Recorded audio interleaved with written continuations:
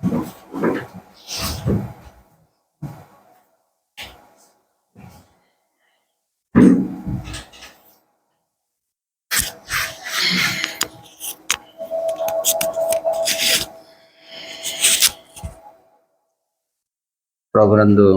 ప్రియమైన వారలారా,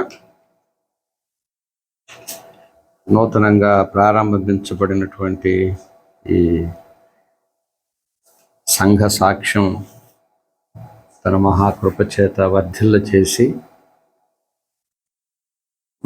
అంచెలంచెలుగా వర్ధిల్లాలని, స్థానిక సంఘంలో బాధ్యులుగా వ్యవహరించనయ్యున్నటువంటి సహోదరుడు అశోక్ మరియు కపిల్ మరియు వారి ముగ్గురికి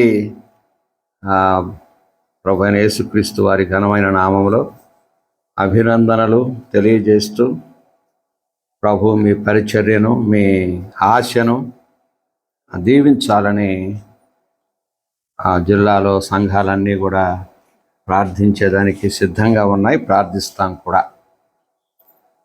మంచిది, చక్కని సందేశం. మనం మామూలుగా చదివే వాక్య భాగం నుంచే మనం విన్నాం. వారు వెళ్ళనక్కర్లేదు, ఆ మాట చాలా బాగుంది. అంటే ఆజ్ఞతో కూడినదిగా మనం ఆ భాగాన్ని మనం చూస్తాం. అంటే అది ఎందుకు ఆజ్ఞగా ఇచ్చాడంటే సలహా ఇచ్చిన దానికి, ఆయనకి సలహా ఇచ్చిన దానికి కదా, ఆయనకి సలహాలు ఇవ్వకూడదనే మంచి సత్యాన్ని మనం విన్నాం. మనం ఎవరు అండి ఆయనకు సలహా ఇచ్చేదానికి? ఇంటికి పంపించేయి, చాలా పొద్దుగుకుపోయింది, వాళ్ళు మళ్ళీ కొనుక్కొని తినాల, వాళ్ళు నిత్యావసర సరుకులు కొనుక్కొని తినాలని రాయబడి ఉంది. తిన్న తర్వాత, కొనుక్కున్న తర్వాత వంట చేసుకోవాలా. ఏ రోజుకి ఆ రోజు ఎవరు కొనుక్కుంటారు చెప్పండి?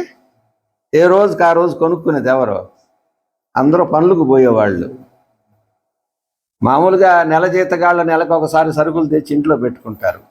సో దాన్ని బట్టి మనకేం అర్థమవుతుందంటే, అక్కడ ప్రభువు మాటలు వినేదానికి చేరినటువంటి దాదాపు 10-15 వేల మంది అందరూ కూడా నిరుపేదలని మనం జ్ఞాపకం చేసుకోవచ్చు.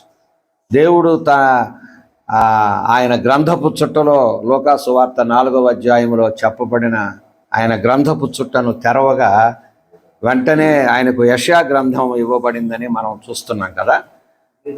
పేదలకు సువార్త ప్రకటించుటకు ఇది ఇక్కడ రిఫ్లెక్ట్ అవుతుంది, ప్రతిబింబిస్తూ ఉంది. ఆ గ్రంథపు చుట్టలో లేక ఆయన మీద ఉంచబడినటువంటి ఆ బాధ్యత. యెషయా 61వ అధ్యాయంలో, దీనులకు యెహోవా ఆత్మ నా మీదకు వచ్చి ఉన్నది, దీనులకు సువార్త ప్రకటించుటకు ఆయన నన్ను అభిషేకించి ఉన్నాడు. అదే గ్రంథపు చుట్టలో మనం లూకా సువార్త 4:18లో మనం చదివినప్పుడు పేదలకు అని వ్రాయబడింది. అందుకే లూకా సువార్త 6వ అధ్యాయంలో బీదలైన మీరు ధన్యులని దేవుడు అడ్రస్ చేస్తున్నాడు. సో సంఘాలుగా మన బాధ్యత, ప్రభువారికి ఏ బాధ్యత అయితే తండ్రి అయిన దేవుడు ఇచ్చాడో, మన ముఖ్యమైన బాధ్యత లేక విజన్, మన మిషన్ పేదలకు సువార్త ప్రకటించే వారంగా మనం ఉండాలనేది ప్రాముఖ్యమైనటువంటి ఉద్దేశం. ఇప్పుడు ఆ మాట ఇంతకుముందు నేను చాలాసార్లు చదివాను, కానీ వారు సాయంకాలం అయినది భోజన పదార్థాలు కొనుక్కునేదానికి వారిని పంపేయమని చెప్పినప్పుడు, ఆ కొనుక్కోవడం అనేది ఆ మాట నన్ను అట్లా తాకింది. సో అప్పుడు పోయి కొనుక్కోవాలి. పొద్దుగూకిన తర్వాత మీరు చూస్తుంటారా లేదో, నెలకి 2 కేజీల కందిపప్పు మనం జీతం వచ్చినప్పుడు మనం తెచ్చిపెట్టుకుంటుంటాం, కావలసిన వస్తువులన్నీ 5-6 వేలకి కదా. ఏ రోజు కూలి చేసేవాళ్ళు ఏం చేస్తారు? చిల్లరంగడికి పోయి ఒక 4 ఎండుమిరపకాయలు, అంత చింతపండు, కొంత కందిపప్పు, ఎర్రగడ్డలు అన్నీ కలిసి ఒక 10-20 రూపాయలకు ఉంటాయి. వాటిని కొనుక్కొని పోయి అప్పటికప్పుడు వారు సిద్ధం చేసుకొని భోంచేస్తుంటారు. సో ఇది సంఘం యొక్క ప్రాథమిక బాధ్యత కూడా ప్రభువైన క్రీస్తు వారికి ఇవ్వబడినటువంటి బాధ్యత, విజన్, మిషన్ అదే సంఘానికి కూడా బాధ్యత కావాలి. సంఘానికి, సంఘ పెద్దలకు. మంచి సందేశం. ఇంగ్లీష్లో ఉంటే ఎవరన్నా ఇంగ్లీష్ బైబిల్ ఉందా? ఆ మాట ఋషి చదువు ఆ మాట. వారు వెళ్ళనక్కర్లేదు అనే దానికి ఇంగ్లీష్ వెర్షన్లో ఏమి ఇచ్చాడు? ఊరికనే మనం తెలుసుకునేదానికి. మత్తయి సువార్త కదా, 14:16.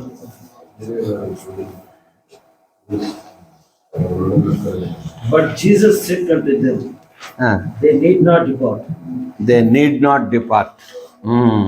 వాళ్ళు వెళ్ళక్కర్లేదు. అదే ఒక రకంగా ఆజ్ఞ రూపకమే. అంటే సలహా ఇచ్చిన దానికి ఉచిత సలహా మీరేమి నాకు ఇవ్వద్దు అన్నట్టుగా వాళ్ళని కొంచెం గద్దించినట్టుగా మాట్లాడడం. వాళ్ళు వెళ్ళక్కర్లేదు, మీరే వారికి భోజనం పెట్టండి అనని ప్రభువు ఆదేశించడం. రైట్, సంతోషం. దేవుని వాక్యంలో నుంచి రాజులు మొదటి గ్రంథం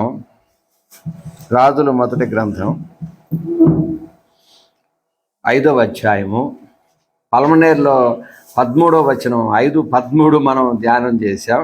ఇక్కడ 5:17 చదువు. రాజు సెలవీయగా వారు మందిరము యొక్క పునాదిని చెక్కిన రాళ్లతో వేయుటకు గొప్ప రాళ్లను, మిక్కిలి వెలగల రాళ్లను తెప్పించిరి. దేవుడి వాక్యాన్ని మన కొరకై దీవించి ఇచ్చునుగాక. ప్రియమైన వారలారా, ఈ వాక్యం యొక్క నేపథ్యం నేను మీకు చెప్పాల్సిన అవసరం లేదు. సొలొమోను రాజు, దావీదు తర్వాత ఇశ్రాయేలీయులకు 3వ రాజుగా పట్టాభిషేకం చేయబడ్డాడు. మొదటి రాజు సౌలు, 2వ రాజు దావీదు, 3వ రాజు దావీదు కుమారుడైన సొలొమోను. దావీదే మందిరం కట్టాలని సమూయేలు 2వ గ్రంథం 7వ అధ్యాయంలో తాను దావీదుకు నెమ్మది కలుగజేయగా మందిరం కట్టాలని దేవుడు తలంపిచ్చి తను ఆలోచించుకొనుచు ఉండగా నాతానును పంపించి, నువ్వు కట్టవలదు, నీ గర్భంలో నుంచి వచ్చే కుమారుడు కడతాడు, అతనికి నేను తండ్రినై ఉంటాను, అతడు నాకు కుమారుడై ఉంటాడు. ఒకవేళ అతడు దారి తప్పితే నేను అతనిని శిక్షిస్తాను, అతని చేత నేను కట్టిస్తాను అని వాగ్దానం చేశాడు. అందుకని దావీదు గమ్ముకున్నాడు. సొలొమోను రాజు అయిన తర్వాత అతనికి చుట్టుపక్కలంతా నెమ్మదిని అనుగ్రహించాడు కదా. ఇక్కడ కూడా అశోక్ సమాధానం ఇచ్చాడు కదా. వచ్చి 6 నెలలు అయింది. ఎంతకాలం అయింది బ్రదర్? జూన్ 6 నెలలు అయింది. అంతా సర్వే చేసి ఉంటాడు. కుప్పము ఈ మధ్య ప్రాంతాల్లో, అట్లా చిత్తూరు అదంతా కూడా ఆయనకు నెమ్మదినిచ్చాడు, సంతోషం ఇచ్చాడు, సమాధానం ఇచ్చాడు. సహోదరులు ఒకరొకరిగా చిత్తూరు నుంచి, పాచిగుంట సంఘం నుంచి కపిల్ అనే సహోదరుణ్ణి ఇక్కడికి పంపడం. ఇక్కడ ఆల్రెడీ సత్యబాబు మరియు నెహెమ్యా వారిరువురు కూడా ఇక్కడ వారు సహవాసం చేస్తూ ఉండడం. వేరే స్కూల్స్ కదా బ్రదర్ మీరు పనిచేసేది? ఒకే స్కూలా? ఆ పని చేస్తూ ఉండడం. సో దేవుడు తన పిల్లలను ఎలాగూ కూరుస్తాడు, కూర్పు అనేది మనం ఊహించలేము.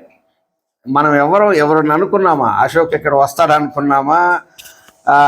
కపిల్ ఇక్కడికి వస్తాడని అనుకున్నామా? వాళ్ళ హృదయాలను ఆయన కదిలింపజేస్తాడని చెప్పేసి అనుకున్నామా? సో దేవుని యొక్క ప్రణాళిక మానవులకు అంతు చిక్కనిది అనే విషయాన్ని మనం గమనించాలి.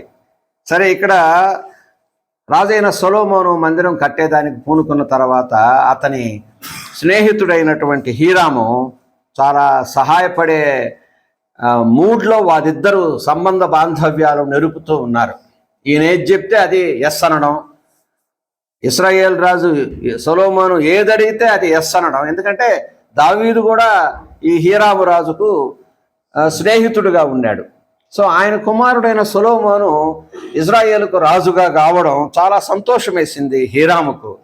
సో నువ్వేదైనా అడుగు నేను ఇస్తాను అని చెప్పేసి వారికి వాగ్దానం చేయడం మనం చూస్తున్నాం. ముందు 5వ అధ్యాయం నుంచి మనం చదువుకుంటూ వస్తే ఇక్కడ ఎంతమంది మందిరం కట్టేదానికి ఏర్పరచబడినటువంటి పనివారు ఎంతమంది అని చెప్పేసి మనం చూస్తే వెట్టివారు 30,000 మంది. వెట్టివారు ఎంతమంది? 30,000 మంది. బరువులు మోయువారు 70,000 మంది. బరువులు మోసేవాళ్ళు 70,000 మంది. మ్రాణులు నరుకువారు 80,000 మంది. 15వ వచనం నేను చదువుతున్నా. వీరు కాక పని మీదనున్న సొలొమోను శిల్పకారులకు అధికారులు 3,300 మంది. సూపర్వైజర్స్, ఆఫీసర్స్ ఈ 70,000 మంది మీద 80,000 మంది మీద వాళ్ళు మానులు నరికేవారు, బరువులు మోసేవారు 70,000 80,000. వీరుగాక పని మీదనున్న సొలొమోను శిల్పకారులకు అధికారులు, ఓన్లీ చెక్కడపు పని చేసేవారు మీద అధికారులు మాత్రమే 3,300 మంది. అంటే ఒక రకంగా ఒక 10 మందికి ఒక అధికారి ఉంటాడని చెప్పేసి నేను అనుకుంటున్నా. పాత నిబంధన నిర్గమకాండం సూత్రం ప్రకారం న్యాయాధిపతుల లెక్కలో మనం లెక్కేస్తే వీరు పనివారి మీద అధికారులై ఉండిరి. సో మ్రాణులు నరికేవారు 80,000 మంది, బరువులు మోసేవారు 70,000 మంది, వెట్టి పని చేసేవారు 14వ వచనంలో 30,000 మంది, వారి మీద శిల్పకారులైన వారి మీద అధికారులు 3,300 మంది. సో ఇదంతా ఫిక్స్ అయింది. పనివారందరూ సమకూర్చబడ్డారు సొలొమోనుకు. సో ఇప్పుడు పునాది, మందిరం యొక్క పునాది వేసేదానికి, మొట్టమొదటి మందిరం యొక్క పునాది వేసేదానికి అందరూ సిద్ధపడుతూ ఉన్నారు. కానీ రాజు ఒక ఆజ్ఞ జారీ చేశాడు. ఏంటది? రాజు సెలవీయగా కదా, రాజు సెలవీయగా వారు మందిరము యొక్క పునాదిని ఏమి రాళ్లతో వేశారంట? చెక్కిన రాళ్లతో వేయుటకు గొప్ప రాళ్లను, మిక్కిలి వెలగల రాళ్లను తెప్పించిరి. ఈ రాళ్ళు మనం 7వ వచనంలో మనం చూద్దాం. 6వ అధ్యాయం 7వ వచనము. అయితే మందిరము కట్టు సమయమున అది ముందుగా సిద్ధపరచి తెచ్చిన రాళ్లతో కట్టబడెను. ఈ చెక్కిన రాళ్ళు, గొప్ప రాళ్ళు మందిరం పునాది వేసే స్థలములో కాదు. ఈ చెక్కబడింది, నరకబడింది అడవిలో. అక్కడే చెక్కారు, అక్కడే మలిచారు.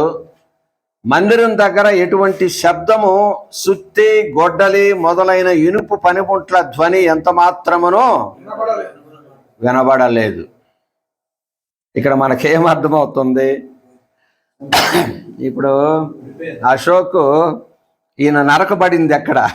ఈ చెట్టు, ఈ రాయి నరకబడింది ప్రకాశం జిల్లాలో, లేకుంటే చెక్కబడింది క్వారీ అక్కడ. ఏం బ్రదర్ అదే క్వారీ పేరు? మీ ప్రకాశం జిల్లాలో ఉండే క్వారీ? చేమకుర్తి. అది చాలా కాస్ట్లీ రాయి. చేమకుర్తిలో ఉండే ఆ క్వారీ చాలా కాస్ట్లీ. దాని పేరు ఏదో సపరేట్ పేరు ఉంది. నల్ల దాని మీద గోల్డ్ కలర్ మెరుస్తూ ఉంటుంది.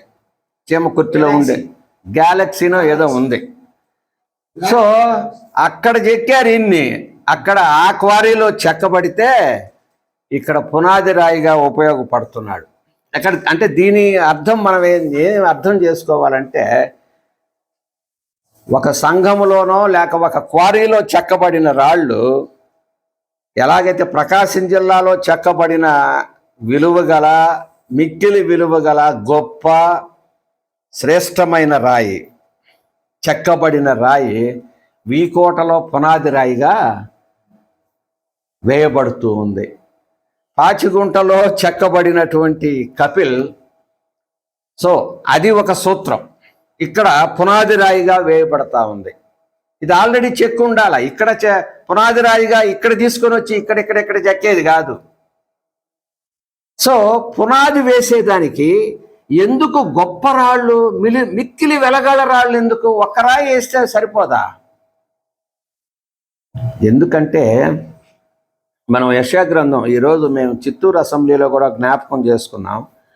దేవుడు మానవాళి నిమిత్తమై 4 రకాల పునాదులు వేశాడని. ఒకటి భూమికి పునాది వేశాడు, యోబు గ్రంథం 38వ అధ్యాయంలో. ఆ తర్వాత ఆయన సంఘానికి పునాది వేశాడు. సంఘానికి పునాదికి ముందు మన రక్షణకు పునాది వేశాడు. యెషయా గ్రంథం 28వ అధ్యాయం 16వ వచనంలో, నేను సీయోనులో పునాది రాతిని వేసి తిని, అది అమూల్యమైన రాయి, పరిశోధించబడిన రాయి,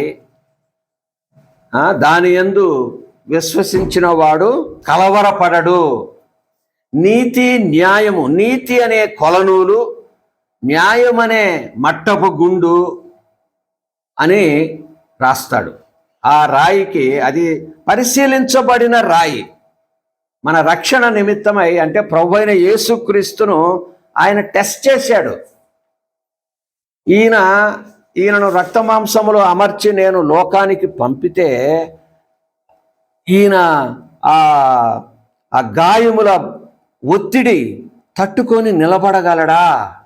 పరిశోధించబడిన రాయి, అమూల్యమైన రాయి, మళ్ళా అమూల్యమైన రాయి, దాన్ని కూడా పరిశోధిస్తున్నాడు. పరిశోధించబడినటువంటి రాయి, ఆ రాయిని నేను సియోనులో పునాది రాయిగా నేను వేశాను.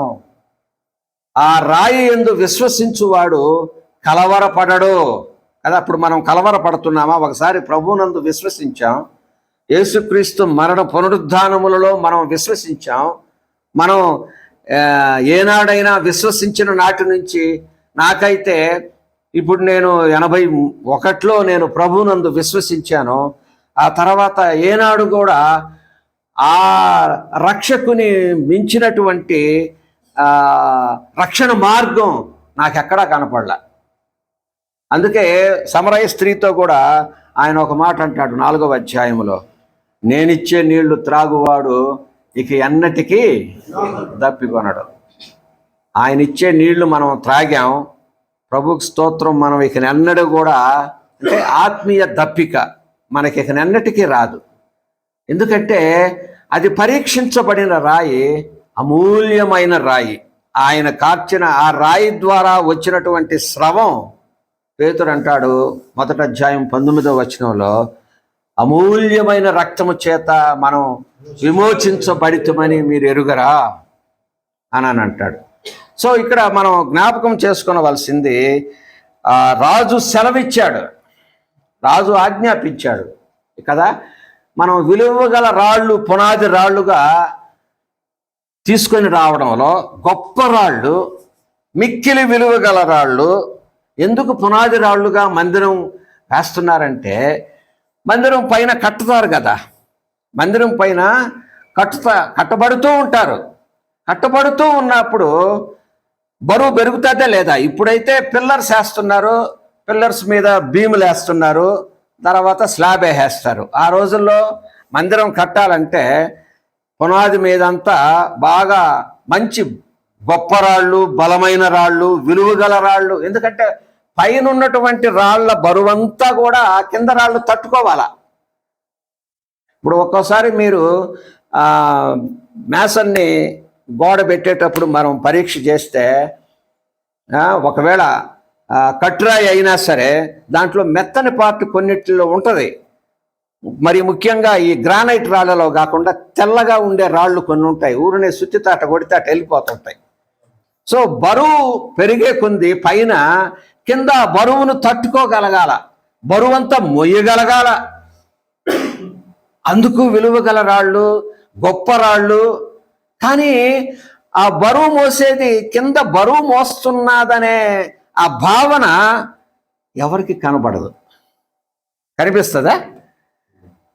కింద బరువు ఎంత బరువు మోస్తున్నాయో ఆ విలువగల రాళ్ళు అయినప్పటికీ, గొప్ప రాళ్ళు అయినప్పటికీ, పైనున్న రాళ్ల బరువు అంతా కూడా 10 అడుగులు ఎత్తు, 15 అడుగులు. ఇప్పుడు మనం 10 అడుగులు పెడుతున్నాం ఇటుక రాళ్ళు. కింద కట్టురాయికి గట్టిగా ఉండే రాళ్ళు ఎందుకు వేస్తాం? భూమిలో పోయేదానికి. మట్టి చేత అది చెదులు పట్టబడదు. సిమెంట్ పూయకుండానే మనం వేసినా కానీ ఇబ్బంది లేదు.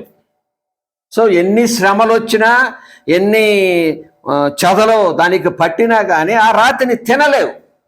సో సంఘముగా మనం మొట్టమొదట వేయబడుచున్నటువంటి పునాది రాళ్ళు ఎటువంటి రాళ్ళు అయి ఉండాలి?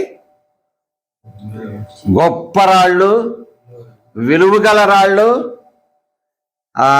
మిక్కిలి విలువగల రాళ్ళు.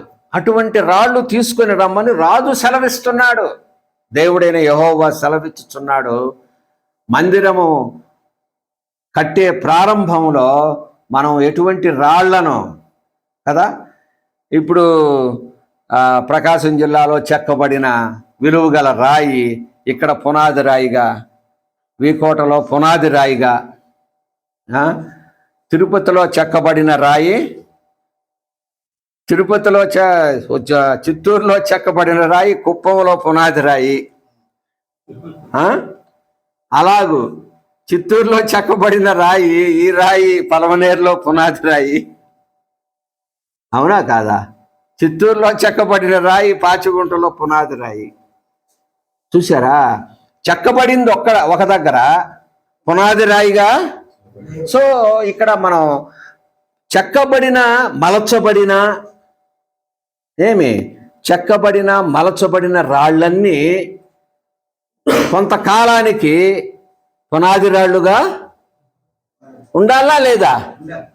సో అనుభవం పొందినటువంటి ఈ చెక్కబడిన రాళ్ళు, చెక్కడం అంటే ఏంది? అడవిలో నరకాలి. చూడండి, అయితే 7వ వచనం, 6వ అధ్యాయము 7వ వచనం, అయితే మందిరము కట్టు సమయమున అది ముందుగా సిద్ధపరచి తెచ్చిన రాళ్లతో కట్టబడెను. ముందుగా సిద్ధపరచాల రాళ్ళు. మందిరం దగ్గర ఈ మందిరము కట్టు స్థలమున సుత్తె, గొడ్డలి మొదలైన ఇనుప పనిముట్ల ధ్వని ఎంత మాత్రమును వినబడలేదు. సజీవమైన రాళ్లుగా, సంఘముగా, మందిరముగా మనం కట్టబడేదానికి కట్టేవాళ్ళు అంటే ఇక్కడ ఎవరైతే భారం మోస్తున్నారో, ఎవరైతే బరువును మోస్తారో, ఆ పైన కట్టబడే రాళ్ల బరువంతా, సంఘములో చేర్చబడే విశ్వాసుల బరువు భారం అంతా కూడా మోయవలసింది ఎవరు? వారి మంచి చెడ్డలు పరామర్శించవలసింది ఎవరు? పునాది రాళ్ళు. ఎందుకంటే అవి గొప్ప రాళ్ళు. ఎందుకంటే మన సంఘమునకే, మన రక్షణకే పునాది అయినటువంటి ప్రభువైన క్రీస్తు యేసు అనే మూలరాయి, తలరాయి, అది అమూల్యమైన రాయి. ఆ మాటలు కూడా ఒకసారి చదువుకుందాం. చూడండి, యెషయా గ్రంథం 28వ అధ్యాయము 16వ వచనం.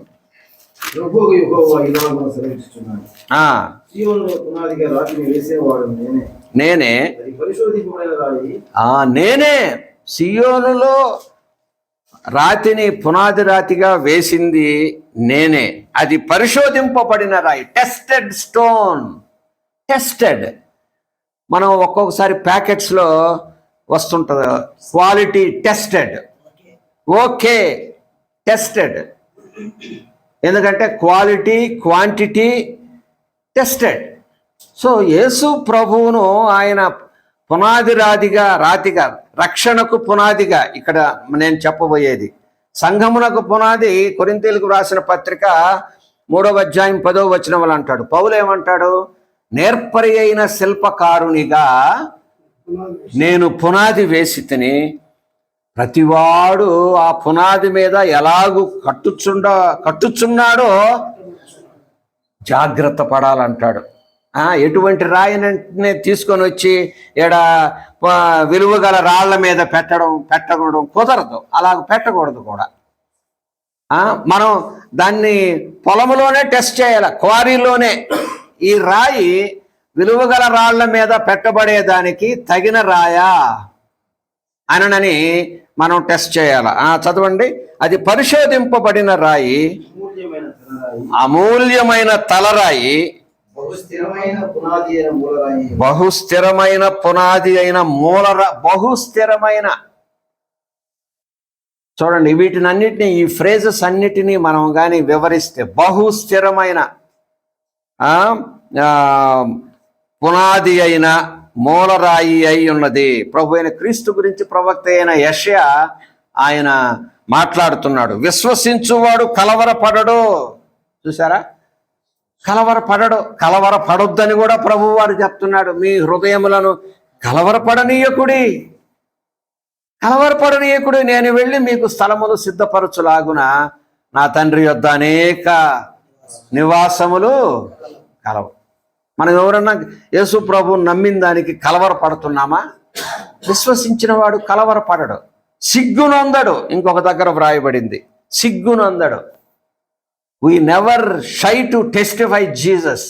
నేను క్రైస్తవుడనని ప్రకటించుకునేందుకు మనం సిగ్గుపడని అవసరం లేదు, సిగ్గుపడం కూడా, అసలు కలవరమే పడం. ఎందుకంటే ఆయన తండ్రి అయిన దేవుడు వేసినటువంటి తలరాయి అమూల్యమైన తలరాయి. నేను న్యాయము ఈ తలరాయి మూలరాయి వేసేటప్పుడు ఆయనకి ఇచ్చినటువంటి బాధ్యతలు ఏంటి చెప్పండి? రక్షణకు నీతి అనే కొలనూలు, నేను న్యాయం అనే కొలనూలు నీతి మట్టపు గుండుగాను పెట్టేదను. నీతి మట్టపు గుండు కదా. మనం ఎగ్జాక్ట్గా ఒక ఇంజనీర్ ఎలాగైతే మాట్లాడతాడో, ఎప్పుడు దాదాపు 3000 సంవత్సరాల క్రిందట ప్రవక్త అయిన యెషయా ద్వారా మాట్లాడిన మాటలు ఇప్పుడు కూడా ఆ కొలనూలు, మట్టపు గుండు, మేస్త్రి చేతుల్లో ఏముంటది? మేస్త్రి అని మనం ఒక వ్యక్తిని చూడంగానే చెప్పగలమనంటే మట్టపు గుండు, ఒక తాపి కూడా అవసరంలే, మట్టపు గుండు, మూలమట్టం, ఈ రెండు, కొలనూలు, మట్టపు గుండు. ఏది న్యాయం అనే కొలనూలు, నీతి అనే మట్టపు గుండు. ప్రభువైన యేసుక్రీస్తు వారు మనకిచ్చినటువంటి రక్షణ దేని మీద ఆధారపడి ఉందంటే నీతి, న్యాయము. దావీదు కూడా 8వ అధ్యాయము, సమూయేలు 2వ గ్రంథం 8:15, దావీదు ఇశ్రాయేలీయులు అందరి మీద రాజై నీతి న్యాయములను బట్టి ఏలుచుండెను అంటాడు. అందుకే ఆయనకు యెహోవా హృదయానుసారుడైన మనుష్యుడని అతనికి పేరు పెట్టబడింది. కనుక ప్రియులారా, ఇప్పుడు మనం కొరింథీయులకు వ్రాసిన పత్రిక, మొదటి పత్రిక 3వ అధ్యాయం 10వ వచనానికి మనం వస్తే, అక్కడ పౌలు అంటాడు, సంఘస్థులు లేక సంఘాన్ని కట్టేవాళ్ళు ఎటువంటి జాగ్రత్త తీసుకోవాలనే సంగతి ఇక్కడ మనకు చెప్తాడు. సో పునాది రాళ్ళుగా ఉండేవాళ్ళు, మలచబడిన రాళ్ళు, విలువ కలిగిన రాళ్ళు, గొప్ప రాళ్ళుగా ఉండాలి. ఎందుకంటే పైన ఉండే కట్టబడుచు ఉన్నటువంటి గోడ లేసే కొంది రాళ్ళు చేర్చబడుతూ ఉంటాయి గోడ మీద. ఆ బరువంతా కింద వారికి భారమైపోతుంది కదా. సరిగా కాలని ఇటుకరాయిని ఏం చేస్తాడు? మామూలుగా మేస్త్రి ఇటుకరా గోడ కట్టేటప్పుడు అంతా 4 పక్కల సమభాగంగా కాలి ఉందా లేదా? అన్ని కోణాల్లో విశ్వాసి పరీక్షించబడ్డాడా లేదా? ఈ పునాదిగా వేయబడుచున్నటువంటి ఈ రాళ్లలో అన్ని విధాలుగా, అన్ని కోణాల్లో శ్రమలను తట్టుకోగలడా? పైన బరువు పెరుగుతూ ఉంటే కింద ఊరికినే పొడి రాలిపోతుందా రాయి అనేది లేకుండా ఉండేదానికి ఆ సంఘము వాటిని విలువగల రాళ్ళని, గొప్ప రాళ్ళని ఎందుకు పునాదిగా వేస్తున్నాడంటే ఆ పైన పడుతున్నటువంటి భారాన్ని, బరువుని ఎవరికి కనబడకుండా మోయాలి. కనబడకుండా మోస్తాయా లేదా? కింద పునాదిగా వేయబడినటువంటి రాళ్ళు అసలు ఎవరికి తెలియదు ఏ రాళ్ళు పునాదిగా వేశారో. కానీ నిర్గమకాండంలో కూడా మనం ఇంకొకటి చూస్తే అసలు చెక్కకుండా ఉండే రాళ్లతో బలిపీఠాన్ని కట్టమంటాడు. ఇక్కడేమో చెక్కిన రాళ్ళు, మందిరం కట్టేదానికి మాత్రం పునాదిగా చెక్కే రాళ్ళు, విలువగల రాళ్ళు, మలచబడినటువంటి రాళ్లను వేయమంటున్నాడు రాజు సెలవీయగా. నిర్గమకాండంలో బలిపీఠాన్ని కట్టేటప్పుడు మలచని రాళ్లతో కట్టబడాలి. ఎందుకంటే బలిపీఠం భూమి మీద కట్టబడుతుంది, కింద కాదు. బలిపీఠం కట్టేది మనం ఎక్కడన్నా ఫొటోస్లో మనం చూస్తే ఒక 4 రాళ్ళు పేర్చి చెకుముకి రాయిలాగా, చెకుముకి రాయి అంటే షేప్లెస్ స్టోన్ రాయి పెట్టి బలిపీఠాన్ని కట్టి, ఎందుకు మలచబడిన రాళ్ళతో బలిపీఠం కట్టకూడదంటే, మలిస్తే అబ్బా ఎంత చక్కగా ఉంది, ఎంత చక్కగా మలిచారు ఈ రాతిని అని నేను రాయినే పూజిస్తారని. రాయినే అబ్బా ఎంత బాగుంది, ఎంత నున్నగా ఉంది, ఎంత మంచి డిజైను కదా. ఇప్పుడు మనం ఎక్కడైనా రోమన్ క్యాథలిక్ చర్చికి పోతే ప్రసంగాలు ఎవరు వినరు, బా ఏమి శిల్పం, ఏమి చెక్కుబడి, అవునా కాదా? దేవుని ఆరాధించలేం మనం. అక్కడ ఉన్నటువంటి పనివాని యొక్క నైపుణ్యతను, నాణ్యతను మనం ఆరాధిస్తాం. అందుకే దేవుడు నువ్వు బలిపీఠమును కట్టేటప్పుడు నువ్వు జాగ్రత్త పడు, మలిచిన రాళ్లతో బలిపీఠమును కట్టకూడదు. ఎందుకంటే బలిపీఠంలో ఉపయోగించబడే రాళ్ళు బయటికి కనబడతాయి. ఆ రాళ్ళు చెక్కబడిన రాళ్ళు కనపడితే, విలువైన రాళ్ళు, గొప్ప రాళ్ళు తీసుకొని వస్తే, అరే గ్రానైట్ రాయి తీసుకుపోయి, ఇంత మంచి గ్యాలక్సీ రాళ్ళు తీసుకుపోయి ఇక్కడ వేసినారేంటబ్బా అనునని ఆ రాళ్ళకే మొక్కు చేస్తారు కదా. ఇశ్రాయేలీయులు 40 రోజులు మోషే కనబడకపోతేనే కొండ మీద నుంచి సీనాయి నుంచి దిగి వచ్చేటప్పటికి ఆవు దూడనే చేసుకొని బంగారంతా ఇచ్చేదానికి కూడా సిద్ధపడి ఇచ్చేశారు చూడండి కదా. కనుక ఇక్కడ పౌలు అంటాడు, ఎటువంటి జాగ్రత్తలు మనం తీసుకోవాలి అని అంటూ మనకు పత్రికలన్నీ చదవాలా. ఈ కొరింథీయులకు రాసిన పత్రిక ఒక్కటే చదివితే కాదు. ఇప్పుడు తిమోతికి రాస్తా అంటాడు, దేవుని మందిరములో జనులు ఎలాగూ ప్రవర్తించవలనో, అది మనం ఎలాగ సంఘాన్ని కట్టాలా, పునాది అయితే ఆయన వేశాడు. నేర్పరి అయిన శిల్పకారునిగా నేను వేశానంటాడు. దేవుడు నాకు అనుగ్రహించిన కృప చొప్పున నేను నేర్పరి అయిన శిల్పకారుని వలె పునాది వేసి తిని మరి ఒకడు దాని మీద కట్టుచున్నాడు కదా. మనం అందరం కట్టుచున్నాం దాని మీద. ప్రభువైన యేసుక్రీస్తు వారనే అమూల్యమైన తలరాయి మీద మనమందరం కట్టుచూ ఉన్నాం. ప్రతివాడు దాని మీద ఎలాగూ కట్టుచున్నాడు. వాక్య ప్రకారం కట్టుచున్నామా? వాక్య ప్రకారం రక్షించబడి బాప్తిస్మం పొంది అడవిలో నరకబడిన చెట్టు, అడవిలో అంటే లోకంలో నరకబడినటువంటి చెట్టుని మలిచి దాన్ని బాగా తోలు తీసి బాగా నీటిలో నానబెట్టి కదా. టేకు మనం చేయాలంటే మనం ఏం చేస్తాం? వేపన చేయాలన్నా ఏం చేస్తాం?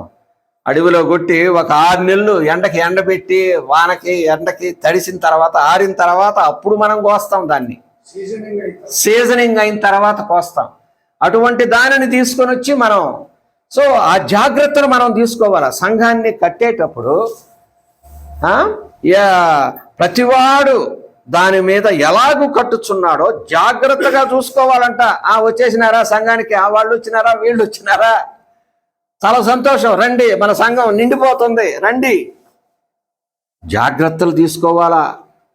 ఎందుకంటే అక్కడ విలువైన గొప్ప రాళ్ళు పునాది రాళ్ళుగా వేయబడ్డాయి. ఏ రాయి అంటే ఆ రాయి తీసుకొని వచ్చి సంఘములో, ఎందుకంటే అది సజీవమైన రాయిగా ఉండాలి. పేతురు రాసిన పత్రికలో చెప్పినట్టు సజీవమైన రాయిగా ఉండాలి. సజీవమైన రాయి అంటే ఏంది? నీ మీద ఎవరన్నా బరువు పడ్డప్పుడు నువ్వు స్పందించేటట్టుగా ఉండాలి. ఎవరికైనా అవసరమైనప్పుడు ఆ సంఘంలో ఉన్నటువంటి రాళ్ళు స్పందించేటట్టుగా ఉండాలి. నిర్జీవమైన రాయిగా నువ్వు ఉండకూడదు. నిర్జీవమైన రాయిగా ఉంటే ప్రయోజనం ఏముంది? నీ వలన సంఘంలో చేర్చబడిన నీ వలన ఇంకొక రాయికి ప్రయోజనం ఏముంది? నో ప్రయోజనం. అందుకే సజీవమైన రాళ్ళుగా నువ్వు కట్టబడాలి. ఆ జాగ్రత్తలే తీసుకోమంటున్నాడు. ప్రతివాడు సంఘానికి ఒక క్రొత్త వ్యక్తిని తీసుకొని వచ్చే ప్రతివాడు ఇతడు రక్షించబడ్డా, నరకబడవలసింది అక్కడ. సంఘంలో మనం చేర్చబడిన తర్వాత మనం నరికేది, మలిచేది అవన్నీ సంఘంలో కాదంటాడు. అది ఎంతవరకు అనేది డిబేటబుల్ ఇష్యూ అని చెప్పేసి నేనైతే అనుకుంటుండా. కొంతమందికి రాగా వినుట వలన విశ్వాసం కలుగుతూ ఉంటుంది. కానీ ఇక్కడ అంటున్నాడు రాజుల గ్రంథంలో 6వ అధ్యాయం 7వ వచనంలో, సుత్తే గొడ్డలి యొక్క శబ్దాలన్నీ కూడా మందిరం దగ్గర వినబడకూడదు. అది ఎక్కడైతే నరకబడతాయో అడవిలోనే అది చెక్కబడాలి, సీజనింగ్ చేయబడాలి, పనిముట్టుగా చేయబడిన తర్వాత ఇక్కడికి వచ్చిన తర్వాత కట్టబడాలి. రాయి అయితే ఎక్కడ క్వారీలు అయితే అది కొట్టబడుతుందో పెద్ద పెద్ద రాళ్లుగా, మంచి రాళ్లుగా అక్కడే మలచబడాలి. మలిచిన రాళ్లను తీసుకొని వచ్చి పునాది రాయిగా వెయ్యాలి కదా. ఇది సొలొమోను మందిరం కట్టేటప్పుడు రాజైన సొలొమోను తీసుకున్నటువంటి జాగ్రత్తలు. సో మనం కూడా సంఘాన్ని కట్టుచున్నటువంటి మనం తీసుకొని వచ్చి ఆ విలువగల రాళ్ల మీద కట్టబడుచున్న పైన పెట్టబడుచున్నటువంటి అవి సజీవమైన రాళ్లగా ఉన్నాయా, నిర్జీవమైన ప్రాణం ఉందా? ప్రాణం ఉంటే స్పందిస్తుంది కదా. ప్రాణం ఉందంటే ఇప్పుడు గిచ్చినామనుకోండి, కొంతమంది డాక్టర్లు ఏం చేస్తారు, ఇప్పుడు ఈ పార్ట్ స్పర్శ చూసేదానికి ప్రాణం ఉందా లేదని గిచ్చి చూస్తారు. సో అది సజీవమైన రాయి. సో వేరే సహోదరుడుకి ఏదైనా అవసరం వచ్చినప్పుడు మనం స్పందిస్తున్నామా? స్పందించే గుణం ఈ రాయికి ఉందా లేదా? చాలా ప్రాముఖ్యమైన విషయం ప్రియులారా కదా. నాకు అదే లూకా సువార్త 10వ అధ్యాయంలో మంచి సమరయుని ఇది నాకు ఉపమానం గుర్తుకొస్తుంది. ఉపమానంలో లేకుండా ప్రభువారు బోధించలేదు. మత్తయి సువార్త 13వ అధ్యాయంలో ఎందుకు ప్రభు ప్రతిదీ ఉపమానం చెప్తున్నాయి, ఉపమానం చేతనే బోధిస్తున్నావు అని అంటే, మీరు సరే అర్థం చేసుకుంటారు, వాళ్ళు అర్థం చేసుకోలేరు. సో మనం బయట వారికి బోధించేటప్పుడు ఉపమానంతో బోధించాల. దేవుడు సమాధానం ఇచ్చాడు కదా, ఏమని 37వ వచనం 25వ వచనంలో ధర్మశాస్త్రోపదేశకుడు అడిగినటువంటి ప్రశ్నకు సమాధానం 37వ వచనంలో, నేను నిత్య జీవంలో ప్రవేశించుటకు నేనేమి చేయవలను ప్రశ్న 37వ వచనంలో ప్రభువారు ఇచ్చిన సమాధానం, నీవును వెళ్ళి అలాగు చేయము. ఏం చేయాలా? మందిరంకు టైం అయిపోతుందని పొరుగువాడు ఇబ్బందుల్లో ఉంటే మందిరానికి పరిగెత్తడం కాదు. అది లేవీయుడు యాజకుడు చేసినటువంటి పని కదా. నీ పొరుగువాడు నువ్వు సహాయం చేయకపోతే దేవుని నామం రిపేర్ అయిపోతాడా? ఏం పొరుగువాడు, అబ్బా సారు ఇక్కడ మాకు హార్ట్ అటాక్ వస్తే మందిరానికి టైం అయిపోయిందని వెళ్ళిపోయినాడు చూడు, ఆటో కూడా పిలవలేదు. అవునా కదా? మంచి సమరయుడు చేసింది అదే. ఆ రోజుల్లో సమరయులు కూడా వారు సమాజ మందిరానికి వెళ్ళి దేవుని పూజించేవారు. గెరిజీము కొండ మీద వాళ్ళని కొంచెం అంటరాని వారుగా చూసేవారు యూదులు. సమరయుల్ని అంటరాని వారుగా చూసే, అందుకనే సమరయ స్త్రీతో కూడా యూదుడు వై ఉండి నన్నెలా నీళ్లు అడుగుతున్నావయ్యా అని చెప్పి ప్రశ్నించింది కూడా కారణం అదే.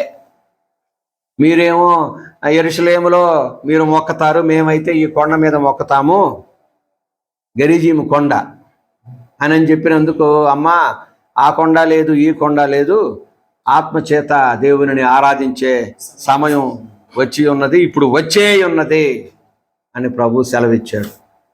సో మనం సజీవమైన రాళ్ళుగా ఉండే వారిని మనం క్వారీల్లోనే మలిచి అక్కడే నరికి సీజనింగ్ చేసి, క్వారీలు అంటే కుటుంబాలకు దర్శించినప్పుడు అక్కడే సువార్త చెప్పి వాళ్ళని అక్కడే మలిచి అక్కడే వాళ్ళు వాక్యంలో నలిగేటట్టు చేసి సంఘానికి రమ్మని కూడా చెప్పొచ్చు అనుకోండి. అంటే అక్కడ ఉన్న దాన్ని బట్టి నేను చెప్తున్నా. సో సజీవమైన రాయిగా ఈ గొప్ప విలువ గల రాళ్ల కింద వాళ్ళందరూ బరువు మోయాలి. మోసేవాళ్ళు టెస్టెడ్ రాళ్ళుగా ఉండాలి. ఆల్రెడీ టెస్టెడ్, పరీక్షించబడిన రాయి, పరిశోధించబడినటువంటి రాళ్ళు కదా. అశోకు కపిల్ వచ్చారు, అక్కడ ఆ సంఘంలో ఆయన చెక్కబడ్డాడు, వాళ్ళిద్దరు వచ్చారు, వాళ్ళు అక్కడ పరిశోధించబడ్డారు, ఇక్కడ పునాది రాళ్ళుగా వేయబడ్డారు. ఇక మీదట కట్టేటప్పుడు వాళ్ళు జాగ్రత్తగా చూసుకోవాలా.